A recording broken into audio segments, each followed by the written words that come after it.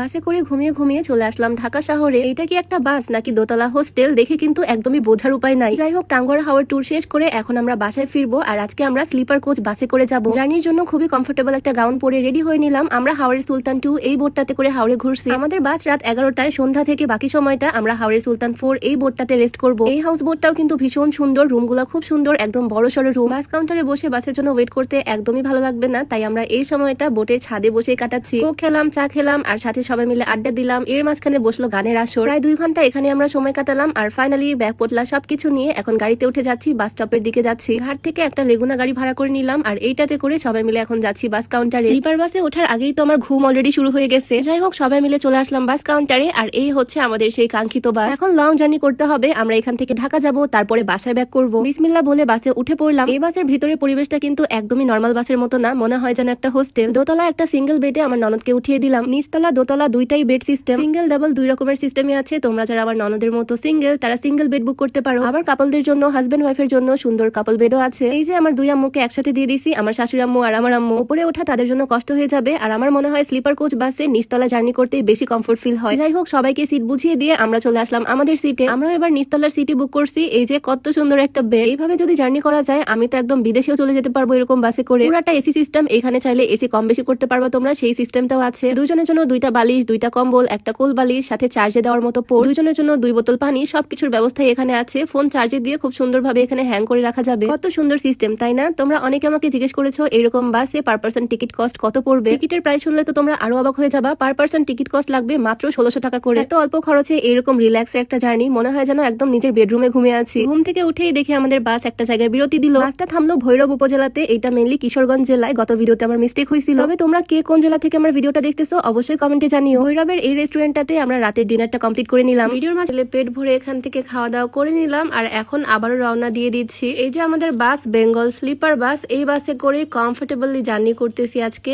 একদম ঘুমিয়ে ঘুমিয়ে। খাওয়া দাওয়া করে আবারও বেডে চলে আসলাম। আবারও এসির মধ্যে কম্বল মুড়ি দিয়ে ঘুম দিব। এসেই দিলাম এক ঘুম, আবারও আরেক ঘুমে চলে আসলাম ডিরেক্ট ঢাকাতে। পার পার্সন মাত্র 1600 টাকায় এইরকম একটা লাক্সারিয়াস বাস জার্নি ভাবা যায়? এইরকম একটা বাসে সারা দেশে এক জায়গা থেকে আরেক জায়গায় তোমরা রিল্যাক্সে জার্নি করতে পারবা। এই বাসের টিকিট যারা বুক করতে চাচ্ছ, আমি নাম্বারটা কমেন্টে দিয়ে দিব। তো যাই হোক, বাসটা আমাদেরকে ঢাকাতে নামিয়ে দিল, আর আম্মুদেরকে সবাইকে নিয়ে ডিরেক্ট যাচ্ছে নাটোরে। আমাদের ঢাকা নামার মেইন রিজন হচ্ছে ঢাকাতে আমাদের গাড়ি আছে, গাড়িটা নিয়ে আমরা বাড়িতে যাব। ফাইম ভাইয়া, মুস্কান ভাবি যদিও অনেক মন খারাপ করতেছে, কারণ আমাদের এখানে থাকার কথা ছিল। তবে আজকে আমরা আর এখানে রেস্ট করব না, একদম ডিরেক্ট জার্নি করে নাটোরে চলে যাব। অনেকদিন ভাবির সাথে একসাথে ছিলাম, ভাবিকেও অনেক বেশি মিস করব। ভাবিকে বিদায় দিয়ে দিলাম, তবে খুব সুন আবারও আসবো ইনশাল্লাহ, কারণ ঢাকা আমাদের প্রায়ই আসা হয়। গতকাল রাত্রে রওনা দিয়েছিলাম, ভোরবেলা ঢাকা পৌঁছালাম, আর এখন ভোরবেলা ঢাকা থেকে রওনা দিচ্ছি। দুপুরের আগে নাটোরে পৌঁছে যাব ইনশাল্লাহ। সবকিছু মিলিয়ে এই কয়েকদিন খুব ভালো সময় কাটালাম, আর তোমাদের সাথেও ভিডিও শেয়ার করেছি। কেমন লাগলো অবশ্যই জানিও। দেখা হয়ে যাবে তোমাদের সাথে নতুন কোনো ভিডিওতে। সবাইকে আল্লাহ হাফেজ, আসসালামু আলাইকুম।